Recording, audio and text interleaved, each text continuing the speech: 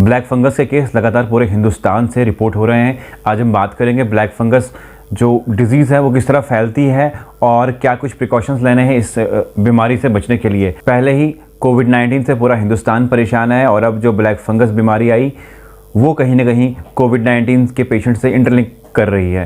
इस सब पे बात करने के लिए मेरे साथ है डॉक्टर शशि सूदन जो प्रिंसिपल है गवर्नमेंट मेडिकल कॉलेज जम्मू के और एचओडी माइक्रोबायोलॉजी हैं। उसके अलावा मेरे साथ है बात करने के लिए डॉक्टर अभिषेक पादा जो fellow cataract and reflective services regional institute of ophthalmology Lucknow से हैं। सीधा मेरे साथ लखनऊ से जुड़े हुए हैं। बात करेंगे ब्लैक फंगस बीमारी किस तरह कोविड-19 के पेशेंट्स को लग रही है और किस तरह इस बीमारी से बचा जा सकता है। मेरे साथ हैं डॉक्टर शशि सूदन। मैम आपका बहुत बहुत स्वागत है और थैंक यू अपना टाइम देने के लिए। मैं आपसे पूछना चाहूँगा कि जो ब्लैक फंगस बीमारी है इससे किस तरह बचा जा सकता है और उसके क्या क्या सिम्टम्स हैं। बहुत सारे इम्यूनो कॉम्प्रोमाइज्ड पेशेंट्स होते हैं और कोई किसी का ऑर्गन ट्रांसप्लांट हुआ है, कैंसर के मरीज हैं, लंबा स्टेरॉइड खा रहे हैं किसी वजह से, बहुत अरसे तक एंटीबायोटिक्स खाई, रेडिएशन चल रही है या अनकंट्रोल डायबिटीज जैसे इसमें स्टेरॉइड इंड्यूस्ड अनकंट्रोल डायबिटीज इस पेशेंट में थी। तो कोविड में स्टेरॉइड्स बड़े यूज होते हैं, उसमें भी हो जाता है। बस आँख में थोड़ा सा कालापन आना शुरू होता है, बढ़ता जाता है बड़ी जल्दी। एक बार एस्टेब्लिश करते हैं तो डिजीज बड़ी जल्दी प्रोग्रेस कर जाती है। आँख, नाक, गाल, साइनसेस ब्रेन के अंदर चली जाती है। मैम जो कोविड-19 से पेशेंट रिकवर होकर आते हैं और ये भी बता रहे हैं कोविड-19 के पेशेंट्स को ये बीमारी ज़्यादा इन्फेक्ट कर रही है, क्या कुछ करना चाहिए जो कोविड-19 से रिकवर होकर अपने घर वापस आते हैं?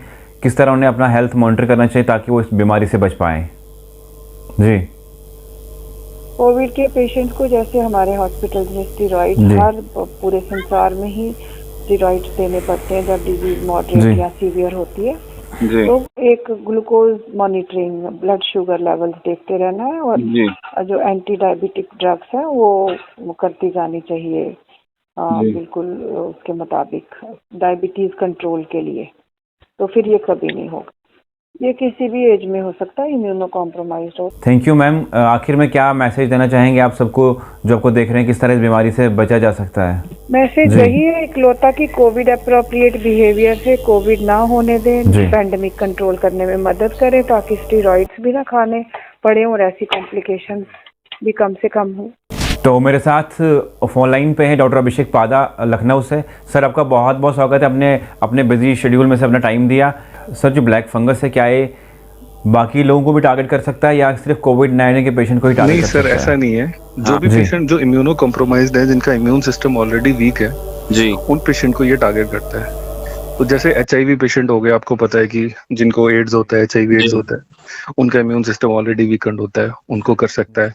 जो क्रॉनिक डायबिटीज है, जिनकी डायबिटीज कंट्रोल नहीं है, अनकंट्रोल्ड है बहुत लॉन्ग ड्यूरेशन से, उनको कर सकता है। या फिर कई बार होता है पेशेंट जैसे कुछ दवाइयां देनी पड़ती हैं, ऐसे कुछ कंडीशन हैं जो ऑटो इम्यून कंडीशन है जिनमें हमें स्टेरॉइड देने पड़ते हैं लॉन्ग ड्यूरेशन के लिए जी। तो स्टेरॉइड्स क्या है, वो इम्यून सिस्टम को थोड़ा वीक कर देते हैं।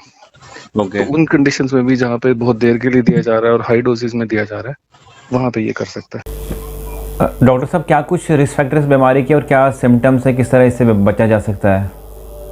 सर रिस्क फैक्टर्स जी सर, इसके रिस्क फैक्टर्स यही हैं कि जो मैंने आपको बताया, सबसे पहले तो इम्यूनो कॉम्प्रोमाइज कंडीशन है, तो वो HIV से रिलेटेड हो सकता है। बेसिकली जो ये ब्लैक फंगस है या म्यूकोरमाइकोसिस है, ये बेसिकली पैथोजन हमारे सराउंडिंग्स में ऑलरेडी है, कोई नया नहीं है कि बाहर से कहीं आ गया। जैसे कोविड है, कोरोना वायरस इंट्रोड्यूस हुआ है बाहर से, तो म्यूकोरमाइकोसिस पहले से यहाँ था। ठीक है, ये एयर में इसके स्पोर्स होते हैं और एयर में होते हैं या फिर लैंड में, जमीन में आसपास हैं स्पोर्स। लेकिन ये इफेक्ट उन्हीं लोगों को करता है जब आपका इम्यून सिस्टम इतना वीक हो जाता है कि वो उसको रेजिस्ट नहीं कर पाता। जी, जो कोविड-19 के पेशेंट रिकवर होकर अपने अपने घरों में जा रहे हैं, क्या कुछ उनको ट्रीट करना चाहिए, किस तरह अपनी हेल्थ को मॉनिटर करना चाहिए ताकि वो इस बीमारी से बच पाए? तो मैं ये बता रहा हूँ कि कोविड पेशेंट जो रिकवर होके गया या जिसको स्टेरॉइड बहुत देर के लिए लगे हैं या फिर जो डायबिटिक हैं और उसको कोविड का ट्रीटमेंट चला है, तो उसमें जरूर स्टेरॉइड दिए गए होंगे। तो उन लोगों को ख्याल रखना है कि एक तो जो गार्डनिंग वगैरह से दूर रहें, धूल मिट्टी से दूर रहें, ठीक है, क्लीन एरिया में रहें, साफ सुथरा, अपनी साफ सफाई का ध्यान रखें। और अगर उनको कोई वार्निंग साइन नजर आता है, जैसे उनको नेजल स्टफीनेस होती है, मतलब नेजल स्टफीनेस है, थोड़ी सी पेन हो रही है आई वाले रीजन में, ऑर्बिटल रीजन में जी, या फिर उनको कोई ब्लड आ रहा है नोज से, जी। तो या उनको लगता है कि स्किन की डिस्कलरेशन हो रही है, ब्लैक डिस्कलरेशन हो रही है आई के आसपास वाले एरिया में, तो उनको इन चीजों का वार्निंग सिम्टम्स का ध्यान रखना और इमीडिएटली अपने फिजिशियन को कॉल करना और उससे बात करना। डॉक्टर साहब, क्या मैसेज देना चाहेंगे जो लोग आपको देख रहे हैं, किस तरह इस बीमारी से बच सकते हैं और क्या कुछ चीज़ें करनी चाहिए ताकि इस बीमारी से वो दूर रहें? मैं मैसेज यही दूंगा कि इससे डरने की जरूरत नहीं है। ब्लैक फंगस या फिर म्यूकोरमाइकोसिस ऑलरेडी हमारे सराउंडिंग में बहुत सालों से है, कोई नया पैथोजन इंट्रोड्यूस नहीं हुआ है, उससे घबराएं बिल्कुल नहीं।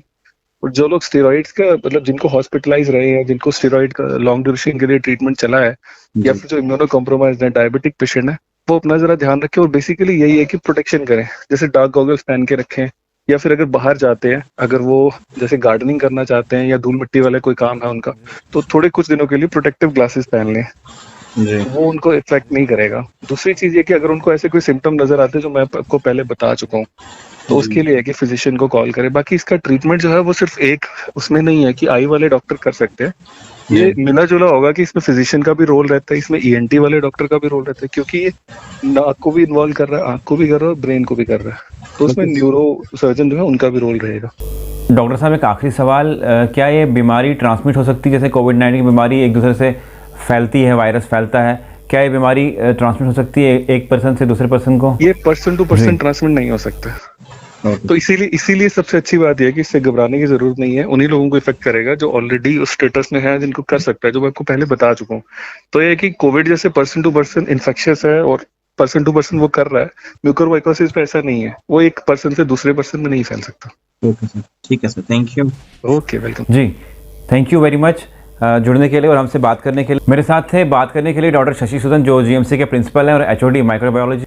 उसके अलावा डॉक्टर अभिषेक पादा, जो लखनऊ से मेरे साथ जुड़े हुए थे। आप सबका बहुत बहुत शुक्रिया। इन्होंने साफ तौर पे कहा कि ब्लैक फंगस बीमारी सिर्फ कोविड-19 के पेशेंट्स को नहीं लग सकती है, ब्लैक फंगस बीमारी उनको भी लग सकती है जिनका इम्यून सिस्टम कॉम्प्रोमाइज़ होगा, यानी कि जिनका इम्यून सिस्टम बहुत कमज़ोर होगा, उन्हें भी ये बीमारी लग सकती है। और जितनी भी चीज़ें हैं इम्यून सिस्टम के लिए, जिससे इम्यून सिस्टम बूस्ट हो जाएगा, वो चीज़ें खानी चाहिए और अपना हेल्थ का खास ध्यान रखना चाहिए, क्योंकि लगातार कोविड-19 के केसेस भी बढ़ रहे थे। अब कल दिन में कोविड-19 केसेस जो है लगातार कम हो रहे हैं। हम उम्मीद करते हैं आने वाले टाइम में वक्त जो है बहुत अच्छा आने वाला है, क्योंकि बुरा वक्त है, ये भी गुजर जाएगा। Subscribe now and press the bell icon. Never miss an update.